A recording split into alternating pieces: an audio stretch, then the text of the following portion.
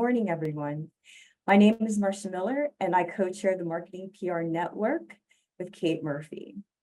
I'm excited to welcome you to today's session, AEC Marketing, What's New, What's Next?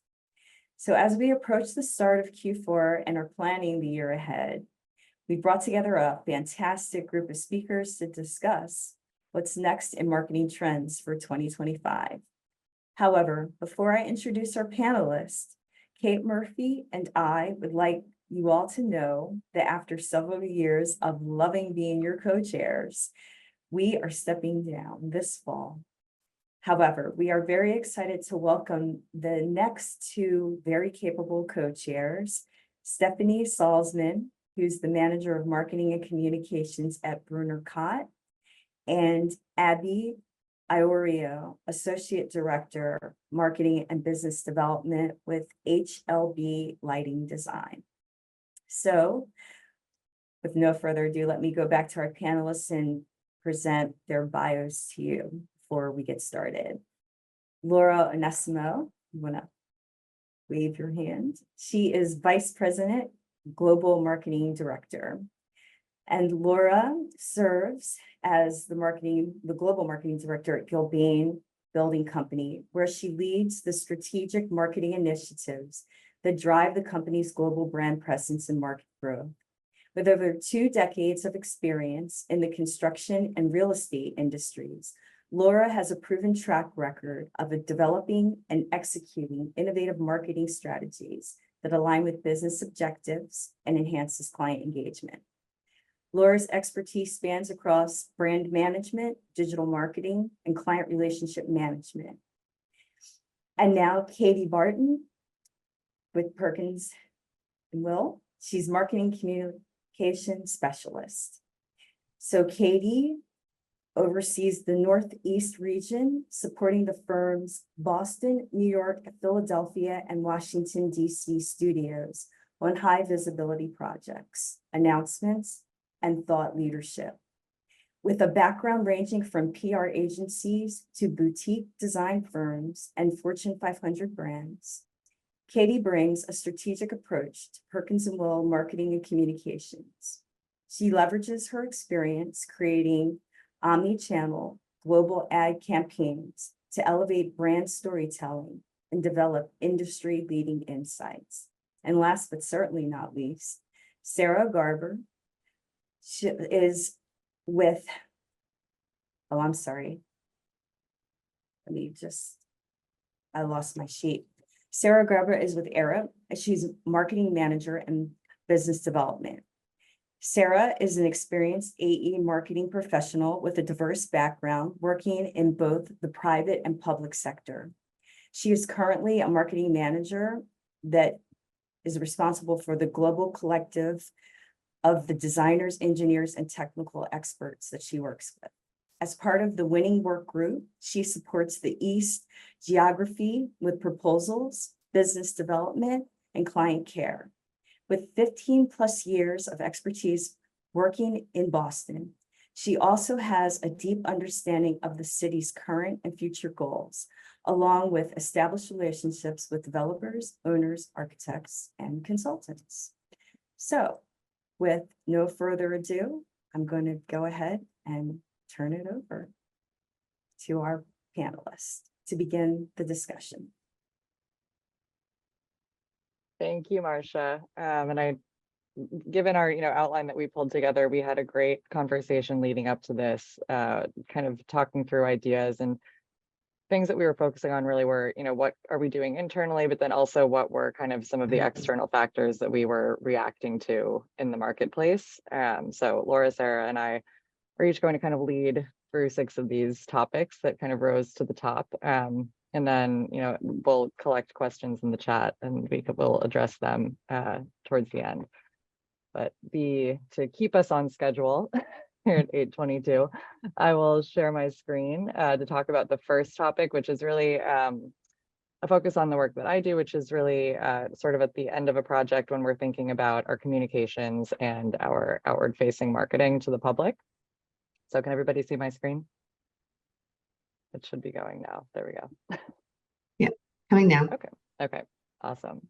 So one of the ideas is this idea of campaign thinking and targeted campaigns that really are, looking beyond just sort of telling a project story of one project. If we have something that's, major that's wrapped up, going kind of beyond that individual project and finding a unifying message where we can relate our work kind of across practices. At Perkins and Will, especially in our Boston office, we have 11 practices that we support. So it's, taking a step back, thinking a little bit deeper about, we're really excited about this one project, but how does this kind of slot into the ecosystem of the work that we're doing in the city or in the region? And, what kind of wider trends is this project speaking to that the people would be interested in when we're sort of taking it to market or kind of telling the world about it. And then, once we iron those things out, creating, a true campaign that is an organized content rollout that hits multiple channels simultaneously. So that means, we want to get it up on our website. We want to get it on our social media. We want to, send perhaps a direct mailer, which is where this kind of targeted idea comes into play of, I have a few examples on the next slide, but if we're looking at a certain building typology, making sure that we have a list of clients that we would want to send an email to that's, not a blast that goes to everyone, but something that is much more targeted and personal of, here's some ideas or some work that we think that you specifically might be interested in that we've done recently. And then in a more communications kind of traditional media outreach, thinking about how this content aligns with trending topics and kind of other newsworthy subjects. So that goes back to, what is the unifying message here? What is something that we know people are talking about? And, it could be a great project that we're really proud of the design of, but how is it relevant? So really kind of taking these almost, ad campaign ideas of, how are we going to tell a story that reaches the most people and reaches people where they are and where they care about. So those are some of the strategies that we've been developing for our internal campaigns. And some ideas, which I have a few examples that I'll pull in because they're all kind of scattered throughout the web and you don't get the full sense of it when you're just looking at a slide of screenshots. But the first one on the left-hand side is this law school design report that we did, which was sent to law school deans and clients of ours and potential clients. That was a roundup of some of our law school projects. So we'll see, it's easier, I think, just to kind of scroll down. But this was, a mailer that went out to a client list that had a few of our projects and some quotes from clients in there that was really targeted to law school deans. So, a niche group, but one that you get more impact when you're speaking to them directly.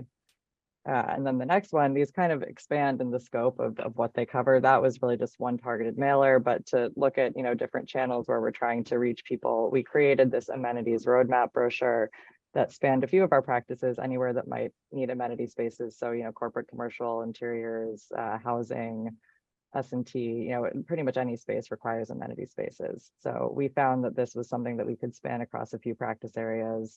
So we created this brochure that was, meant to sort of be a roadmap for how we help clients select the best amenities for their space.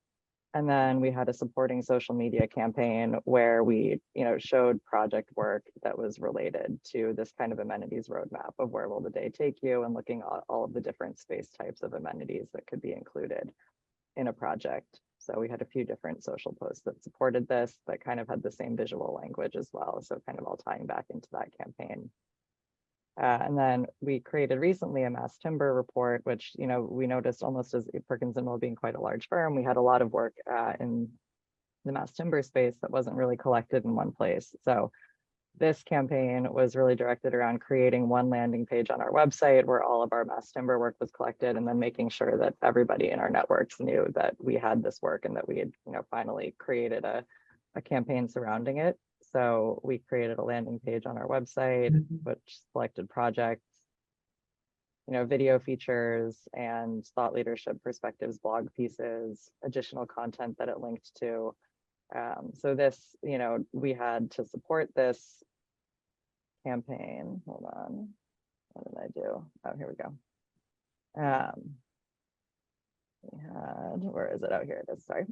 We had a brochure that we pulled together as well that went a little bit deeper. And then for this one as well, we had a direct mailer.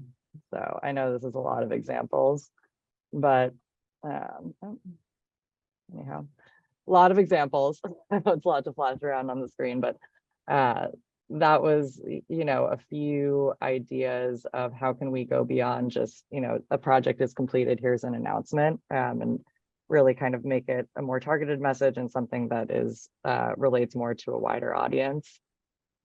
And in the media, we had a few examples of this where, instead of just pitching a project, we based it around something that was pretty, relevant to the news media in general. So we had a placement in Fast Company over a building that we designed for Columbia University that was a tennis center that it's kind of the short pithy pitch of that one is this building is designed to flood, and last fall and kind of ongoing New York City experiences a lot of flooding events, and this was something that we knew would kind of catch their eye in the media, and it's gotten a lot of traction just from that really kind of simple. Sure, there's other amazing design points that we could tell about this building, but the fact that it can flood was really the news hook. And similarly for this Whitman Walker project in DC, which we began pitching around Pride Month, but it's a space for community healthcare that supports the LGBTQ community in DC. So, kind of picking out what are the projects that are going to really resonate most with other people, and then doing a really targeted media pitch about those has helped us out as well.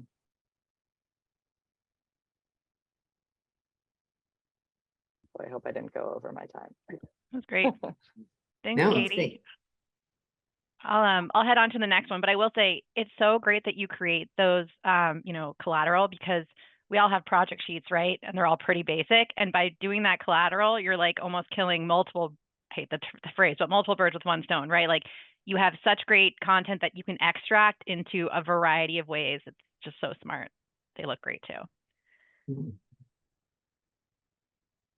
All right, let's see if I can learn how to also share my screen. Can you all see that? Great. Yes.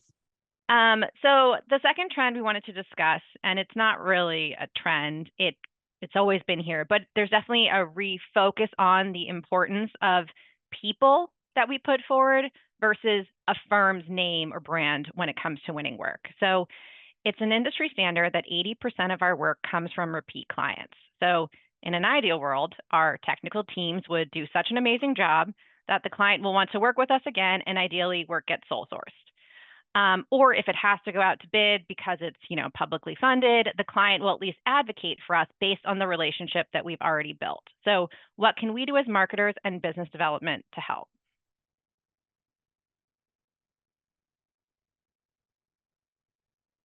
So don't put all of your eggs in your firm's basket, right? So I feel like in the past, historically, a lot of brands or firms in our case, the name of the firm holds the power to win projects based off of reputation. So while your brand and your mission and your financial stability and your project history is extremely successful to winning work, it's no longer it doesn't have the swaying power that it used to, right? So in a post-COVID world in particular, there's an emphasis on building real relationships and for human connection. Our clients' time is valuable, both monetarily, but also in the time that they spend away from their families. So they want to like and trust the people they work with. So again, our people is what is going to win the work. So with this outlook, we're seeing more RFQs and RFPs ask for personal references for key team members and not just for the firm.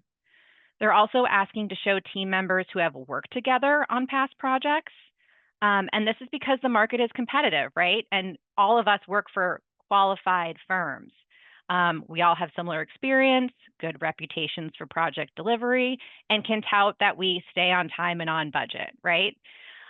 So what makes a client pick one firm over the other? Again, it's the talent and the capabilities of the actual team. So in your proposals, you really want to start spotlighting those individuals. Add in quotes directly from them or direct testimonials that speak to their strengths or how they're going to work directly with the client to achieve their goals. This is also why pre-positioning and interviews are two of the most critical stages of an opportunity's life cycle. So how can you pre-position your firm and its rockstar team ahead of a bid coming out? You need to set up meetings and start to build those relationships and trust. Providing knowledge and insight as peers and trusted advisors ahead of a pursuit gives us the leg up when it comes to the deliberation table. meet in person on neutral ground, grab a coffee or go to lunch. It's not about selling your services, but active listening and asking questions such as, what are your goals? What are your pain points? What trends are you seeing? Or what Olympic sport was the most fun for you to watch, right? Speed climbing blew my mind. It was absolutely insane. It's just about finding some commonality and showing that we're both human. A recent example is a colleague of mine went to lunch the other week with an architect who we haven't worked with in quite a few years, just to kind of, reintroduce ourselves. Immediately following that lunch, they sent over 2 RFPs for us to submit bids on. It's all because of the relationship. Clearly, they had a great time at lunch. I'm jealous I wasn't there.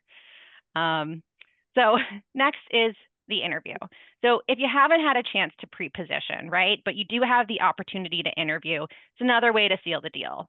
So you've already proven you're qualified. So now's your chance to show your personality and your collaborative nature. Do your research on who will be in the room, what their priorities are, and tailor your presentation to them. So when they are deliberating, they say, wow, I want to work with those people. And lastly, hosting in-person events. And I hate to say it, but people want to be in person again, right? We all love a good hybrid, but we want to see each other face to face. So we've been reinstating in the last, I'd say, year and a half, doing in-person events, both social or educational through the BSA AIA. We'll get some learning units. But they bring in potential clients and collaborators and showcase our skills and personality. And it helps establish sort of a mutual passion, right, in a really low stress way. Lastly, for this section, so ARUP has this great thing. We have these internal investments where we can perform a variety of research initiatives. So about 2 years ago, I participated on one around client collaboration. And we pulled a variety of leaders from across the Americas and asked them what 3 adjectives described a successful client relationship. And as you can see here, it's proof that the human connection is what drives continued work. And that's it for me for this part. I gotta figure out how to unshare now. Okay. Oh, there we go. Good morning, everybody. Thank you. That was great, Sarah. Sharing my screen or attempting to. Let's see. Let's see. Hopefully you guys can see this. Did you? Can you? Yes. Okay, Yes, good.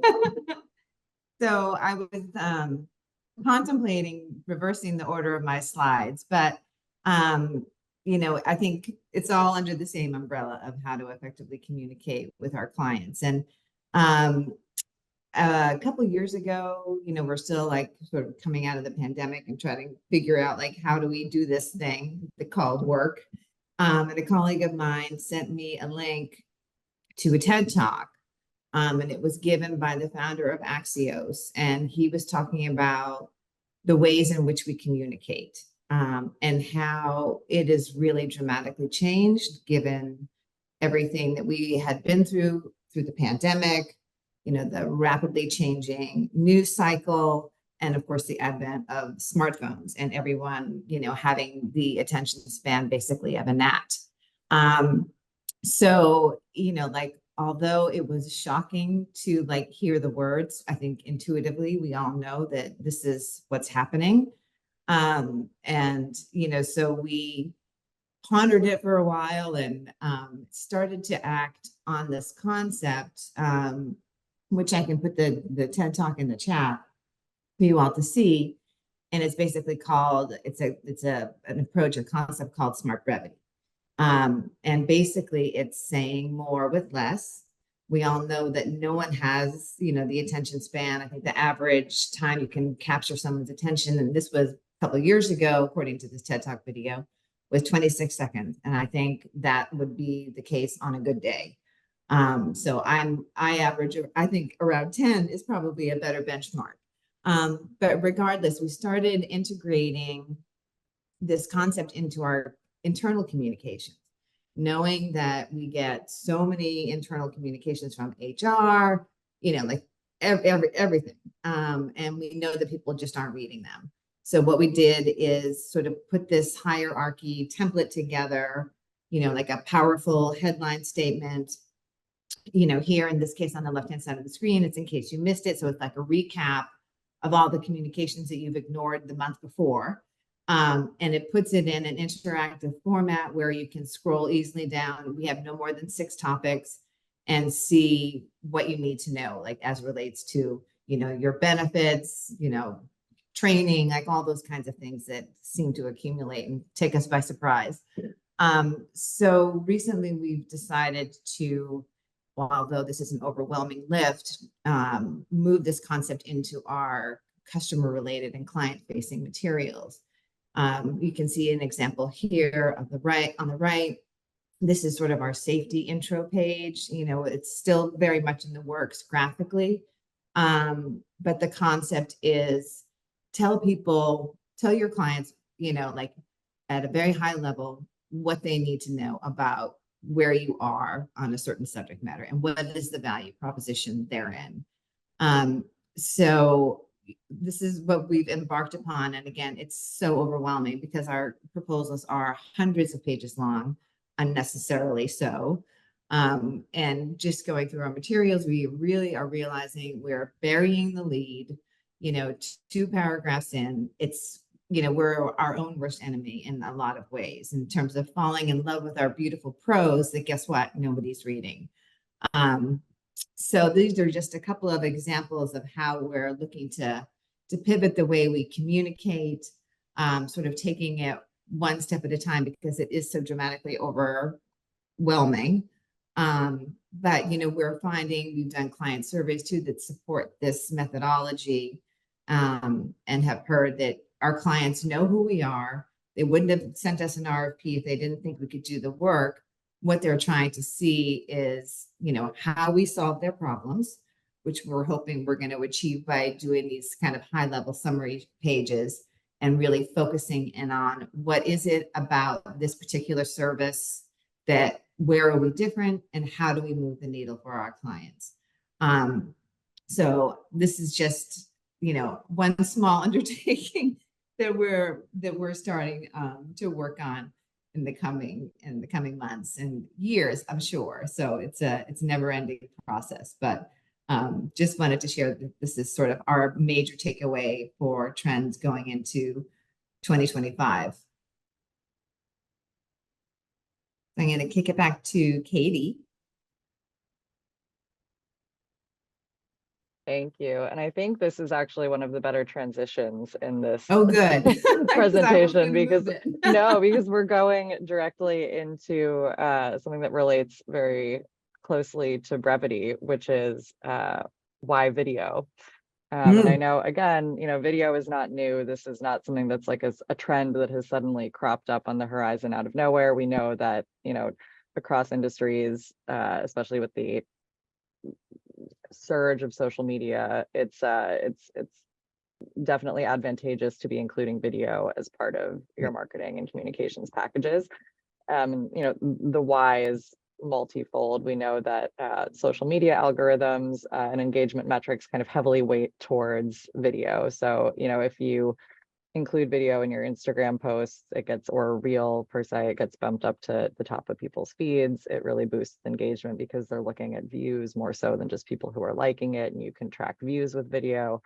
And it is proven to be, people will actually pause in their feed and watch a video for, as Laura was saying, 5 to 10 seconds is kind of what you have to hook them. But that's not to discourage longer form video. We are kind of still working on ones that go up to 3 minutes. We don't try to go longer than that because then you really lose people. We're not doing 10-minute documentary videos, but I think the trend that is a little bit new, or at least a different way of thinking, is how does video for our industry work, and what is the benefits for the AEC industry versus maybe other industries that are more kind of purchasing a product driven. It's where we're trying to show a service, we're trying to show spatial relationships, and how can we leverage video in the way that best supports the work that we're doing.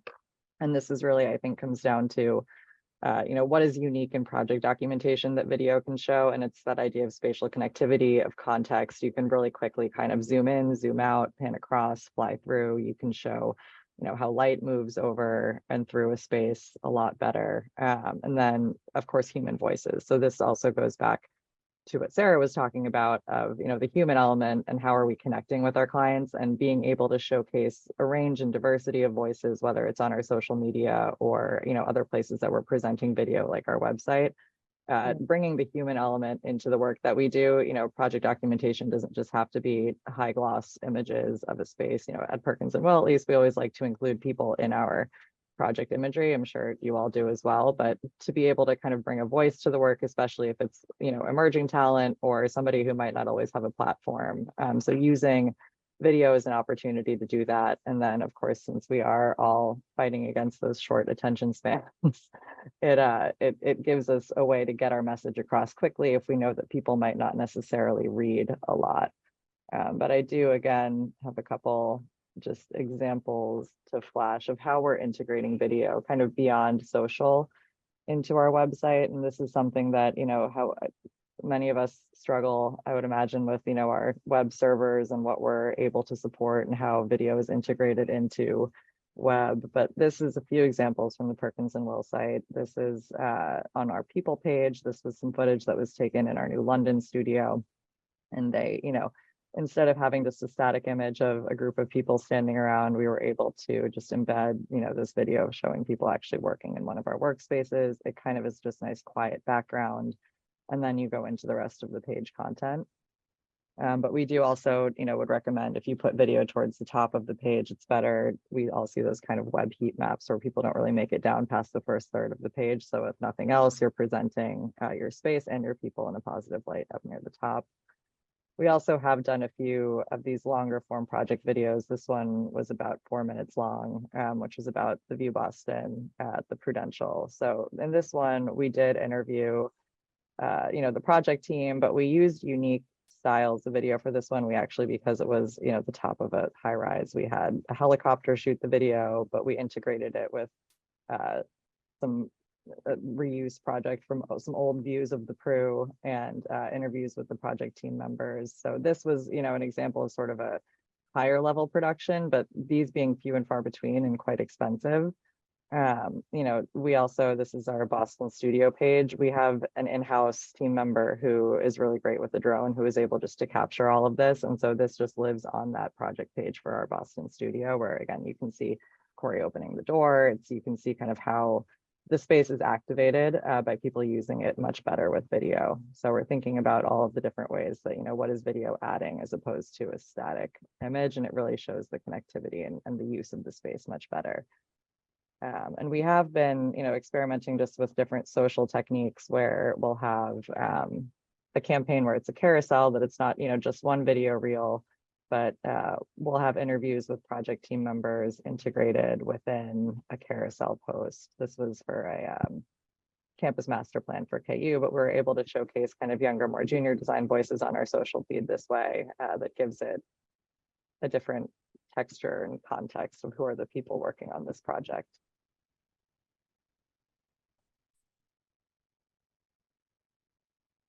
Just a few examples. I'm sure you guys have all been dabbling with video, but we do have somebody in our Boston studio now who supports kind of split between our team and our other firm-wide teams in-house working on video content full-time. And that's been a game changer to allow us to have these, more tactical applications of video and not just having to hire an outside production company and pay tens of thousands of dollars anytime you want to get one video made.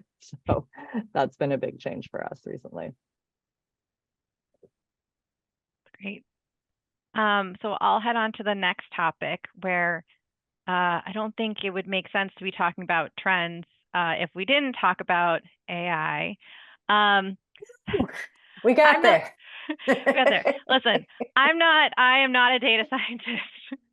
And admittedly, and this shows my age a little bit, I struggle, right? I just don't quite understand it. So I'm going to do my best in these slides to sort of walk you through in hopefully a layman's term, and I'm sure most of you probably already know a lot of this already, but if you don't get this joke yet, hopefully in 5 minutes you will.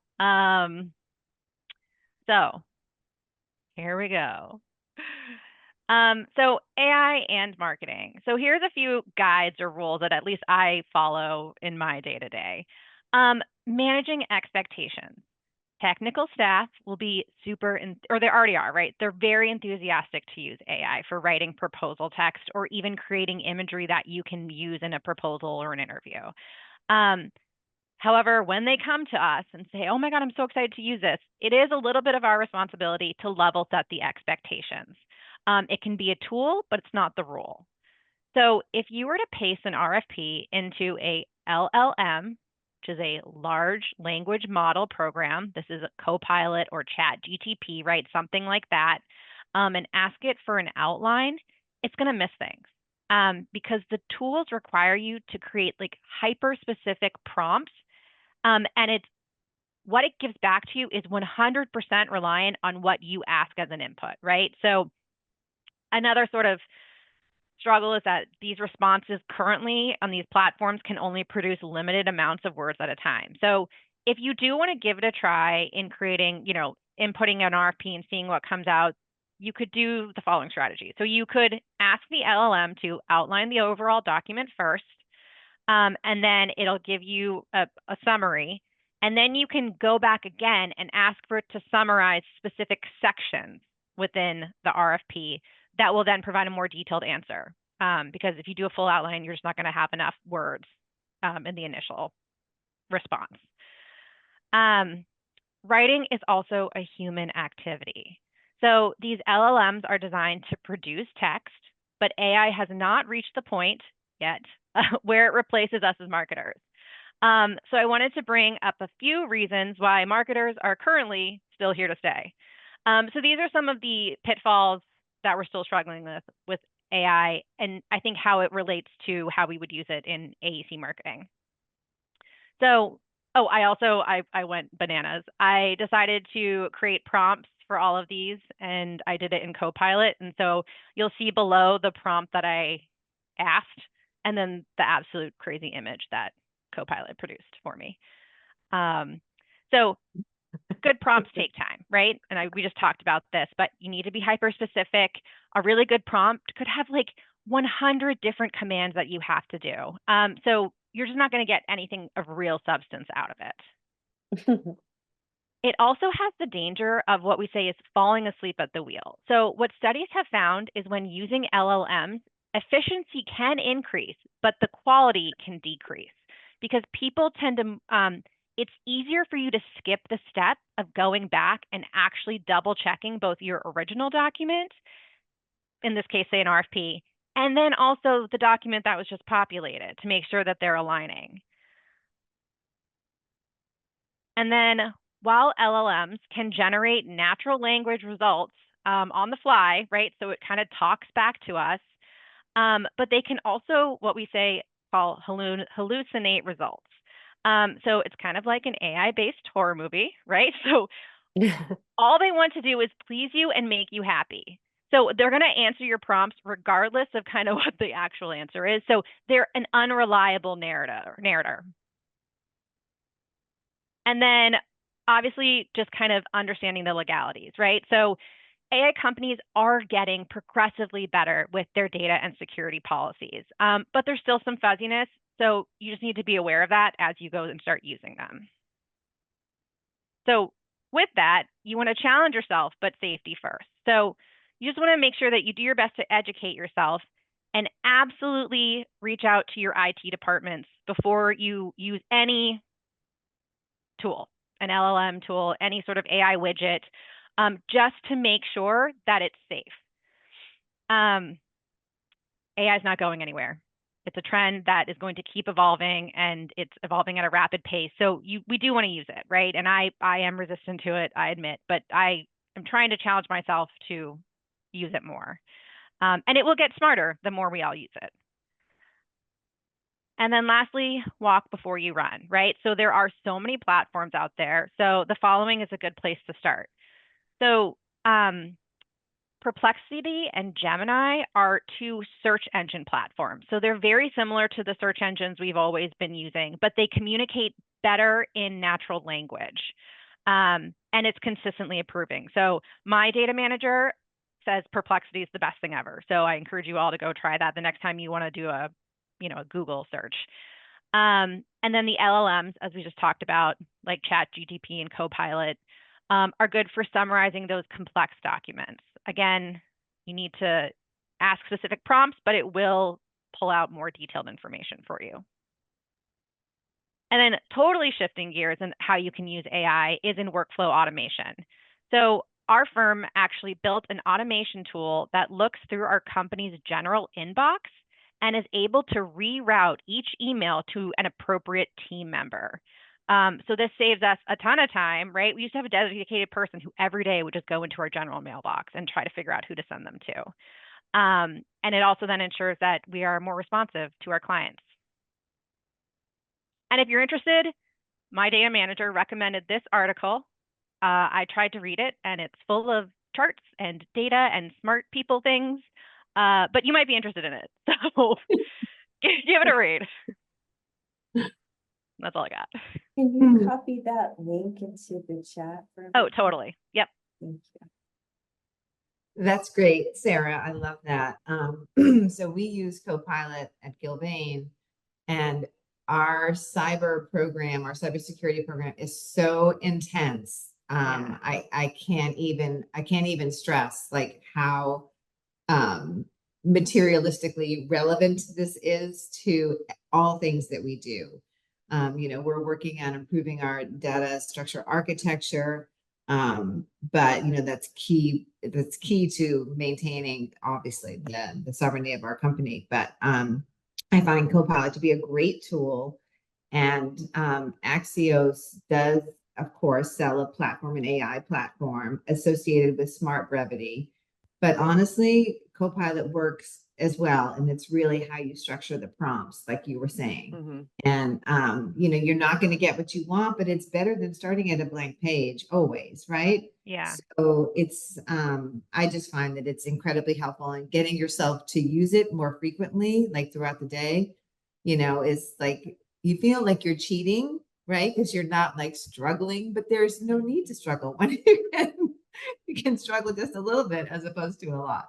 No, we've developed prompts that, like you said, the prompt matters, but they're almost, we have templates for everything else that we do. We also have a template for ChatGPT. If it's, it's essentially the brand voice is built in, and if you're attempting to create this type of document, try this prompt, whatever. So there's ways that we're sort of trying to make it even more efficient by having those sort of copy and paste templates ready to go, so you're not recrafting the prompt every time, and that's has saved a ton of time for things that you're doing over and over every day, and it doesn't involve too much creative output, but just how can I not have a blank page in front of me?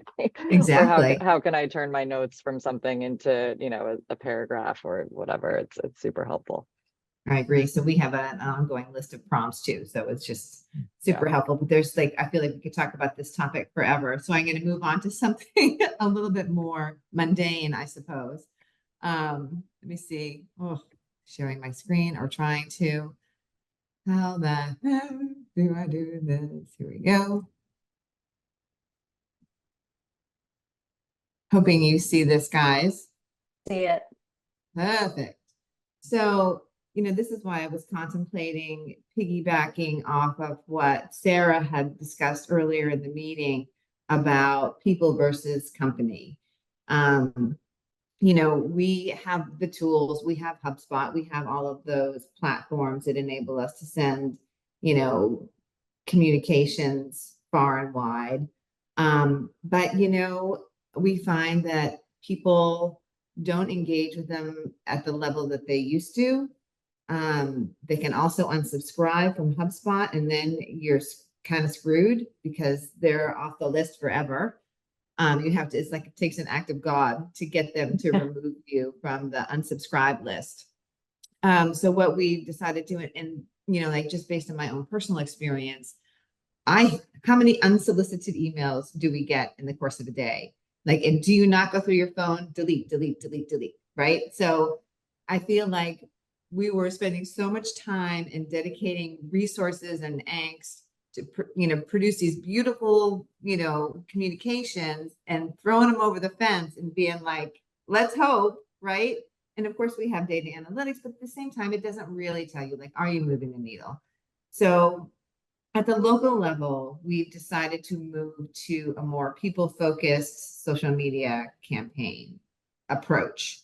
So this is our New England division as an example. So our business unit leader, our operations manager, and one of our lead business developers, we use a platform called Hootsuite where we can schedule content. The marketing team supports the creation of the content. And then the thought leader pushes this out to their network. And, we see great responses, a lot of likes, a lot of, reposts, that kind of thing. So we know that this is getting eyeballs, and that's a good thing. And you can, of course, incorporate video, like all of these examples on the screen. One's a topping off that we just did a week ago. Another was a bit of a campaign push about welcoming students back to school and all the schoolwork we've done. Another is a groundbreaking in Rhode Island.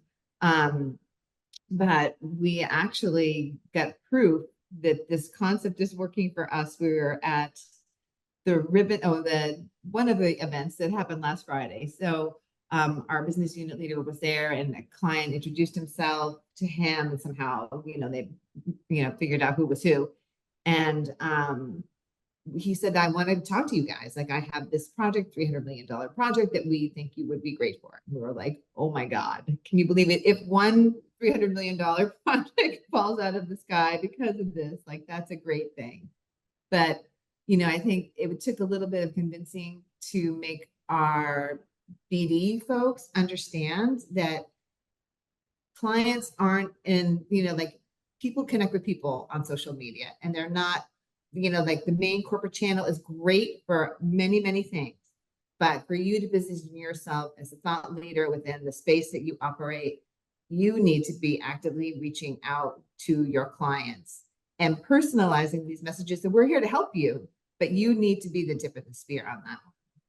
And so begrudgingly, they're getting used to it.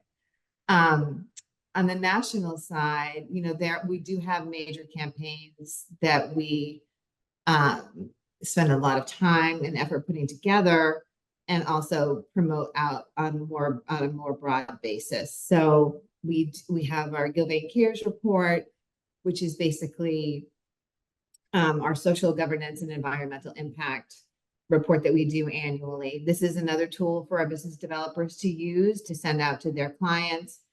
We do promote this to our entire distribution list. There's all kinds of social media campaigns that support that, as well as personal connection on our BD side and executive leadership side.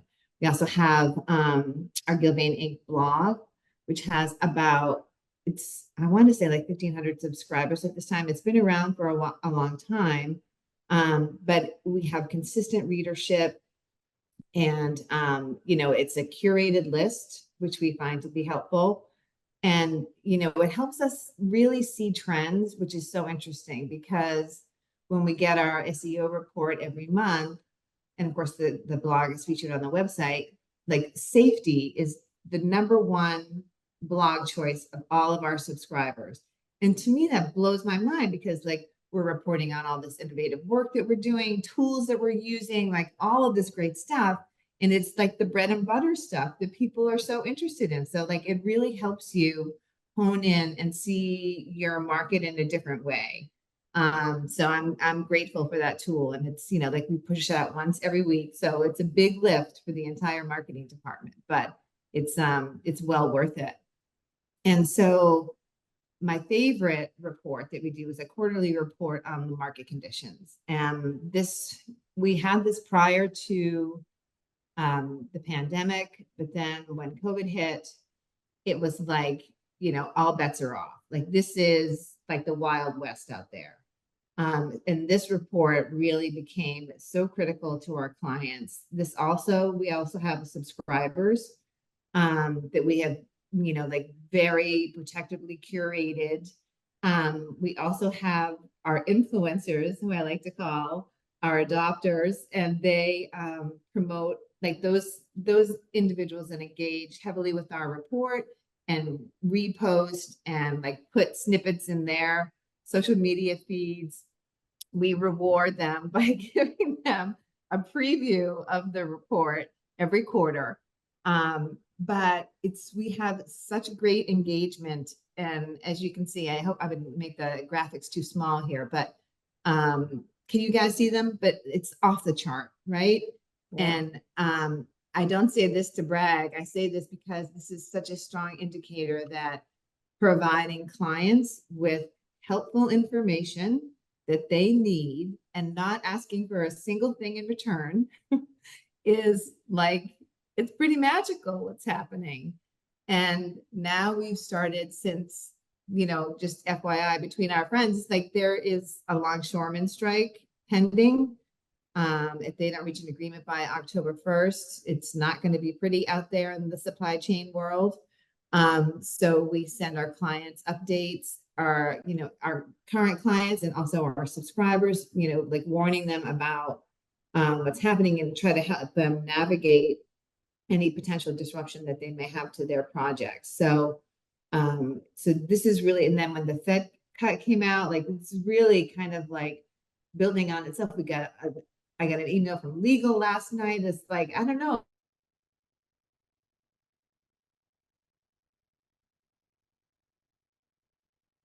No. Oh no. And it's so worthwhile. I'm going to put a link to not only the market conditions report, which I hope you subscribe to, also the TED Talk that I brought up previously.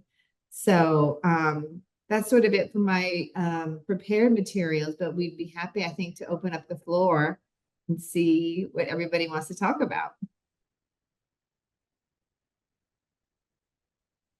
Yeah, I think you guys, oh, I'm sorry. I was going to say, if anybody has questions, and you can put them in the chat, but you can also just raise your hand and you don't have to turn on your camera, but you can just ask. But also feel free to turn on your cameras if your face isn't full of like donut crumbs or whatever you've got going on, because we'd love to see faces and not just names, everybody. Hello, Sandy. I want to thank you all. I mean, when we had our previous conversations, there were so many different topics that came up, but I'm glad we were able to find the through line on these 6, several of which were really interconnected. One of the things that I was thinking about, Laura, just now, as you were talking about this like marketing and business development collaboration trend, which arguably has been like a 40-year long trend, and we're just at this point in time, as the twain meet, is that I was curious, harkening back to the conversation around AI, whether some of the technology tools that are starting to embed in our workflows are helping to bridge those two sometimes disparate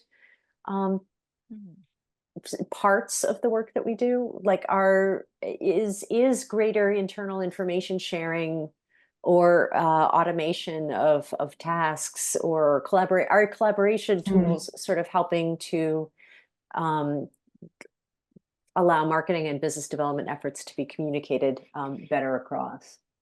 I mean, Sarah, are you gonna chime in? Oh, sure. Yeah, I always have something to say. Too. Yeah.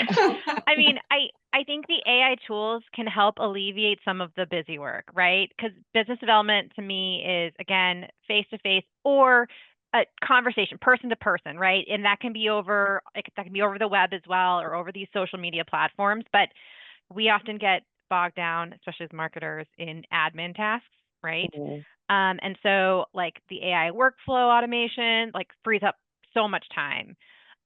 Even these tools that help, with our content writing for proposals, or, Katie's great, those brochures you create, those provide tools that are going to streamline the proposal process, right? Which gives us more time to focus on business development. And they also educate all of our technical staff to go out and talk about these projects they may not have worked on, right? It gives them really good tools.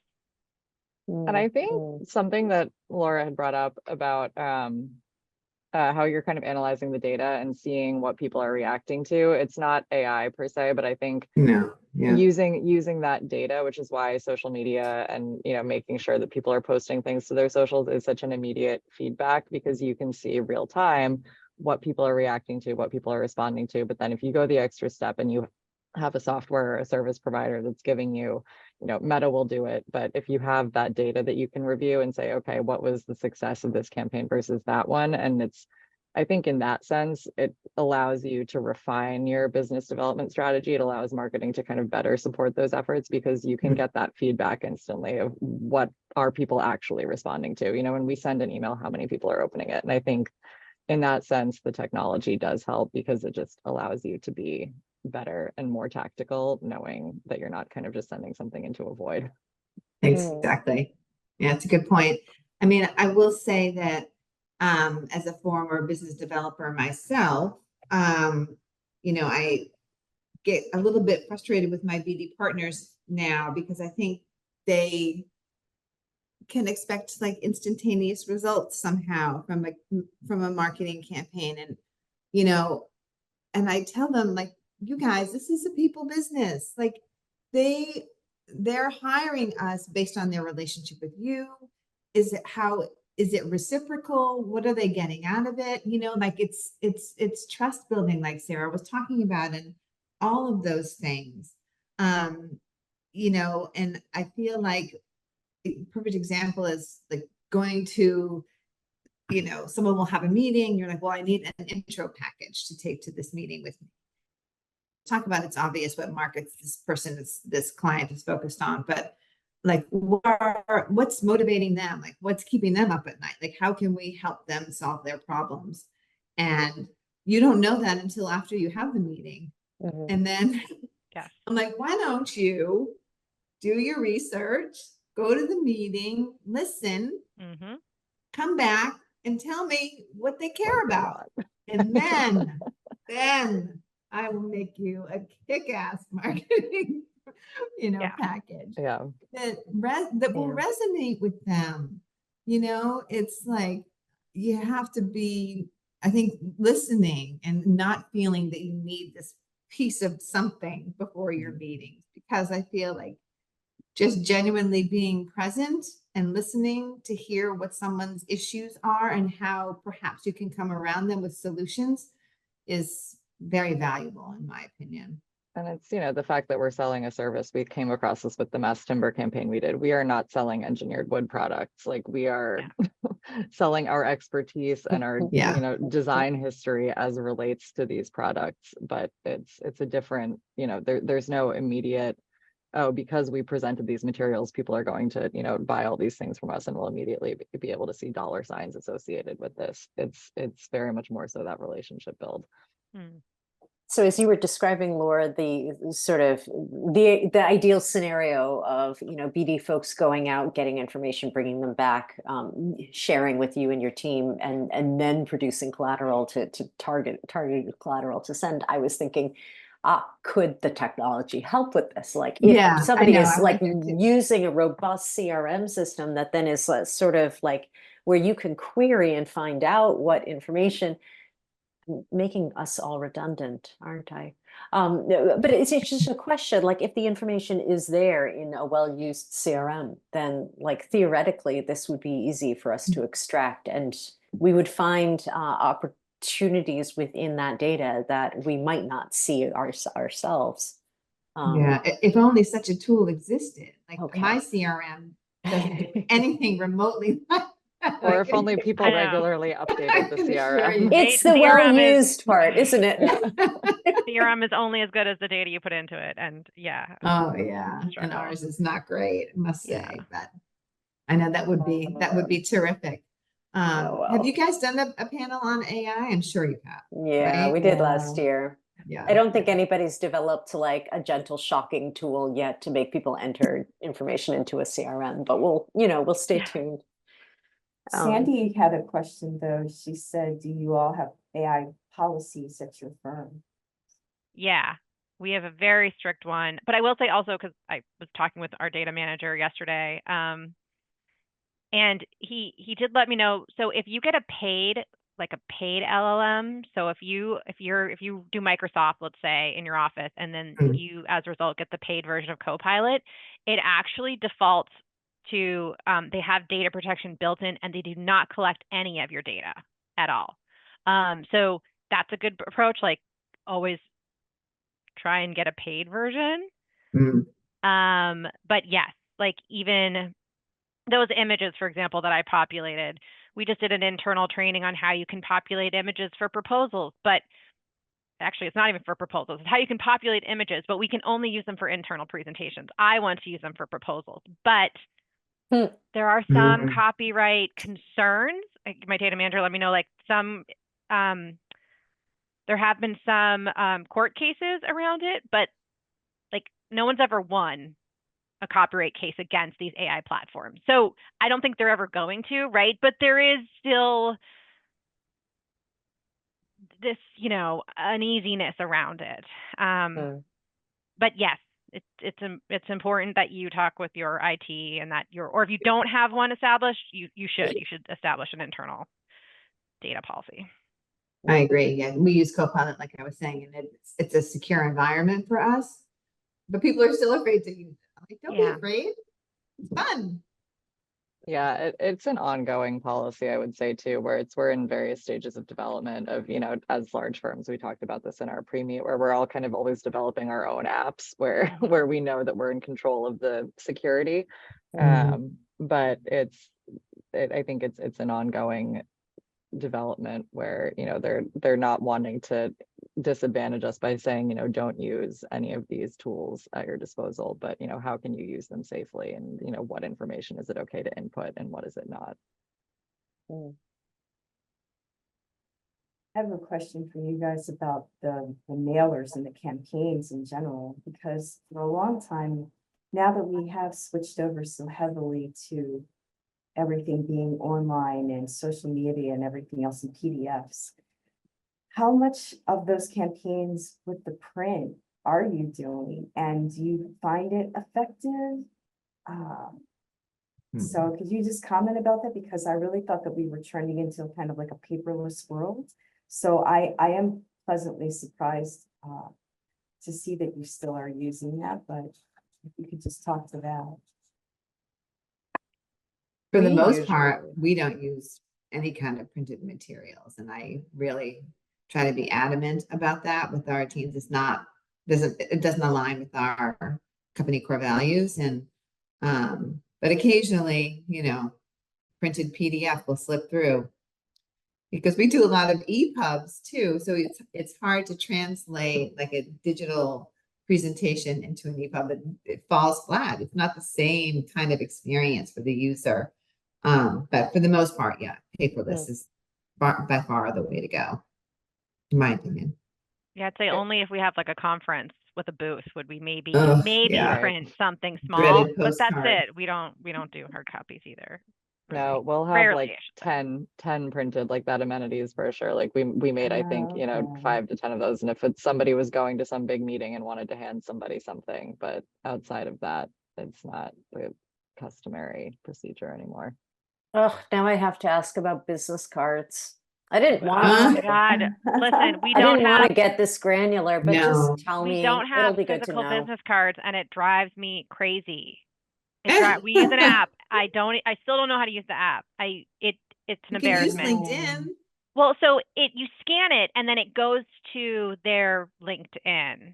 But it's hard because I just want to get their email into my Outlook email, and it doesn't. It I know. takes you to their like LinkedIn. Yeah, I love a physical, but no, we don't do them anymore. We're looking at like a couple through our supply chain group. We're going out and piloting some of these programs. I don't have a great deal of interest in it, but I think it would be great, for people that want them. We should have them. But, I am so curious. I don't know how to live poll, but like I would live poll right now and just ask like, who uses like digital business cards now? All right, Sandy, you're my sample of one. Doria, do you guys still use physical business cards? The only thing, so I would think that we would be good at using digital cards by now, like it would become second nature by now, but every single time somebody holds out their phone, I get an apology as if it's totally new awkward. thing. Yeah. So it continues to be an awkward thing. We continue to apologize for handing over our phone and asking someone to scan. I have a theory, and it's a psychology theory, and I bet somebody's already written a way better paper about let's hear it. Well, it's one thing to hand somebody something and it's like, here's a gift. Yes. Yeah. Handing you this yes. gift, it has entered your hand from mine. We Mhm. now have made a physical link connection.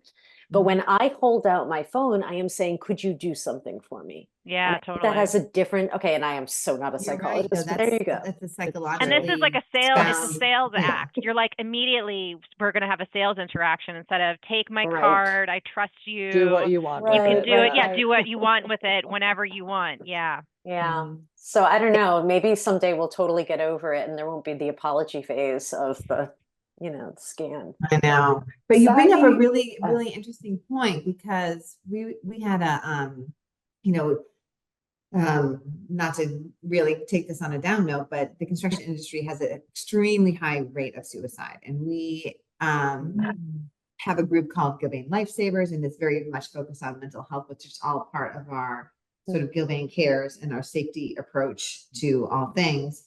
And we were putting some materials together, and we discussed that very thing about whether we should be able to hand someone something, particularly like a crisis card, like if there are numbers like hotline numbers, and or should it be a QR code? And my assumption was, and wrongly so, that the QR code would be easier to facilitate for the person. And a colleague of mine who happened to have a personal experience with someone who was in distress said, I'm telling you that handing someone something is a gesture of caring. And if they're in crisis also, they're not necessarily going to want to fumble with a barcode and try to figure out technology. They're going to want to look at a piece of paper and dial a number. Right. And so I think you're onto something, Kate, with your gesturing. It's a sharing, it's like an exchange almost. It's so I didn't mean to take it on a down. No, But there's That's truth something to to what you're think saying. of, though. That's Go ahead, a great Katie. point. Something really hokey. It's gonna sound really hokey, but there have actually been studies. Have you guys heard of the hot and cold beverage studies? Yes. Meeting someone, if you hand them a warm beverage, they have Yes. association versus a cold beverage, they'll have a negative. So if phones are kind of cold and the card in your pocket and feel warm, it might I don't know. There's like a psychological thing where if you hand someone something cold, they don't like that. Oh my gosh, I'm gonna do this I with mean, all I my think- coworkers today. I'm just gonna go around was gonna handing say- cups of tea. You want a cup of tea? You want a cup of tea? I We've made a remember breakthrough, when though, this have we study not? came out. It's like just- it's been established. Paper cards. Way to go. Hey, thank you so much. I just posted a link to like a random Yale article about that study. It's a good one. Yeah. Awesome. Interesting. And then we all went back to printing brochures. Right? Why Let's did hope everybody that doesn't doing happen. that again? It was that conversation at the BSA. I will say I am seeing more requests for physical proposals though. Like it's crazy. Like during COVID, they all went digital, and in the last year, we are seeing a return to having to print physical proposals. Well, now they want, I mean, they always wanted both, but it's crazy. They Yeah. usually just want one instead of, 20. But yeah, Right. we've been doing that pretty regularly. It's Are you seeing bizarre. it as a market by market thing, Sarah? Across markets. Because I'm At seeing it first- as a regional thing. I'm Yeah. experiencing this Oh. regionally. Yeah. Regionally, you mean just east, or do you mean Like Americas? if I'm in this part of the country, people are asking me to print them. And if I'm in this part of the country, we're still doing it digital. And it Oh. depends on where on the map we are. Yeah. Changing Interesting. not vigorously, I see. No, I've seen even like you would think of like New York City would not do that, but no, we've been seeing all different businesses, all different clients too, public clients, private clients even. You're like, what? Really? Yeah, Mhm. it's interesting. I don't want to Yeah. hop off of business cards permanently. Were you about to point this out? Do you want to ask your own question, Si, or should I ask it for you? I'll give you 2 seconds. Sure. Go for it. Well, first of all, this is a great conversation, and I'm really happy that I stayed on the line for it. Really appreciate all of the presentations. This is very thought inspiring as I think about how to market the knowledge communities at the BSA. So my question about business cards, I have a pile that I'm currently staring at on my desk of business cards that I've accumulated over the years. I've thought about utilizing AI or, a language learning model for this, to use a camera scanner. I know that there are not bespoke options. There's, companies that specifically have apps for this, but have you all had any experience in terms of scanning a physical business card and having it either create a contact in your phone or upload to a CRM, which has been super useful, anything like that? Yeah, not recently, but I have in the past. I mean, I think they're pretty good. Back in the day, they used to have little machines. You'd have to physically put them in. But yeah, the apps are smart, and I would say definitely download one or two and give it a try. I think it would. I think it would make your life a lot easier. Yeah. Do I you have a think, question, but- I'm oh, sorry, go just to ahead. follow up on that. No, that's a great point. I think this is maybe splitting hairs a little bit, but the difference between having to take your phone out anyway, scan a business card later on or in the room when you're networking versus somebody either giving you a digital card where you can either tap it on the back of your phone or scan a QR code there. Is it like the psychological, I love the hot and cold, the beverage analogy with this. Yeah, do you think there is necessarily a benefit to a physical card in that case if you are going to end up inputting it digitally anyway? Yeah. It's So maybe again, like our digital business card app, it doesn't easily sync to Outlook, right? So then I still have to do kind of a secondary manual step. So if you have one that goes, like if it automatically, if you just have to tap and click and it goes automatically where you want it to end up, I think we'd all be more likely to use ours. Right? If it's really quick, it's never quick. It's still bulky, and then you get in this awkward conversation again. Like Kate said, you start apologizing, or and it just kills the vibes a little. I also like a physical because I can easily look at their name, like especially if I'm at a conference, right, and I get multiple. It's just easy for me I better remember the person. I don't know why, because I have a card. I guess that might be a little old fashioned, but I'm going to assign it to Katie to find the study that explains memory and how that works. Katie, Barton, I was wondering, I wanted to go back to video. Like I found the use of video in the slideshows on social to be it was exciting. It was exciting to me. And I thought, ooh, I wish I had a videographer in-house who could just do that. I don't. And I feel like a lot of folks with smaller teams are constantly struggling with whether like an iPhone video is of any quality that would be worth sharing with the world. I don't know. I'd just like to hear the panel talk a little bit about how to achieve quality results. Go, you got 2 minutes. I No, don't know. it is totally possible on an iPhone. Those sort of like drone fly-through shots, obviously not quite as much, though we did see a vendor came in to film the kind of like ceiling paneling in our space, and he was riding one of those like Segway hoverboards with an iPhone on a gimbal, and it was great footage. That's a So workaround. there is You workarounds. should have taken a video of that, Kate. If all you have is an iPhone, you can do a lot. But actually those social interviews, we just, if you put the video into portrait mode and you set some nice framing behind it, you just get a little tripod for it. Like all of the kind of iPhone setups you can get on Amazon, and the quality of an iPhone video now is so good, at least for social. You can't maybe shoot in 4K and put it big on your, huge splash page on your website. It won't look great, but if it's for social, if it's for something smaller, it's completely sufficient. And, we've also experimented. We have a model shop here in our Boston office. We want to basically empower people in our studio to be more content creators, so it doesn't just fall on one person. So within our model shop, we've created iPhone mounts kind of at like an overhead view and at more kind of a heroic side profile. So if our practitioners are working in the model shop on something, they can just put their iPhone in there and put it on, time-lapse video, and it shows them building stuff. So, I think it's just kind of creating some excitement and culture around it of, we'll make this easy for you to create it yourself, or to have somebody who's, on the marketing team who is capable enough. There's a bunch of editing software that's, Microsoft has one. You don't have to know how to use Premiere Pro. You can use Canva to create something that feels polished enough to put forward. You can put within Canva, you can put your logo and kind of your brand colors in there as well. So it's totally doable without a designated person. It just, takes a little bit of creativity, I think, and finding somebody on the team who's willing to kind of take that on as a part of their job, because if it's left to nobody will do it. But having one kind of lead person and then creating opportunities for the rest of the studio to contribute is totally achievable. Yeah, I agree. I mean, we have sort of like rules of the road when you're doing the iPhone video, like iPhone videos, how to hold your phone, what settings you should have them at.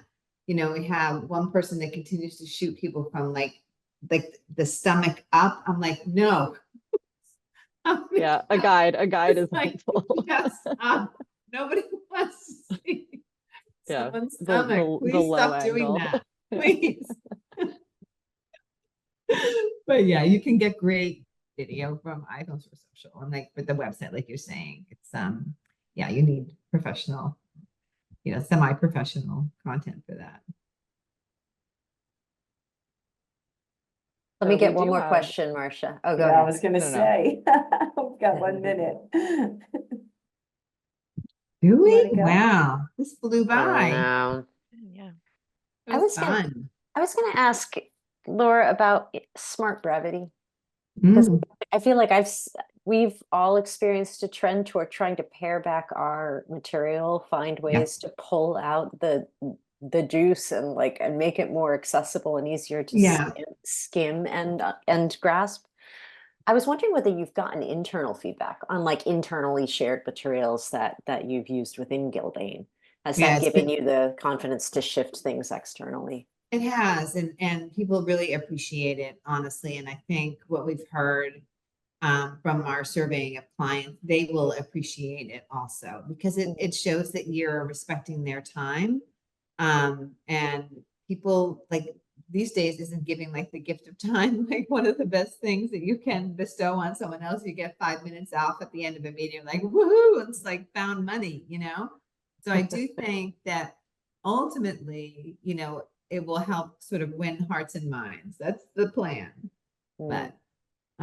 But again, like we're going to use Copilot for that.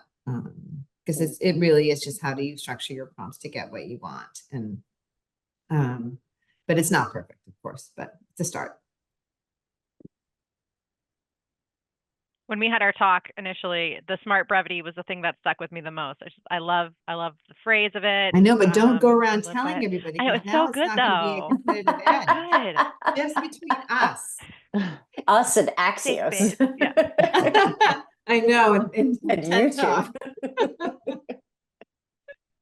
All right, you guys, well, we have come upon 9:30, so you guys, Katie, Sarah, Laura, that was so excellent. Thank you guys so Thank much. Your slides you. are fantastic, and it was a great talk, so we really appreciate it.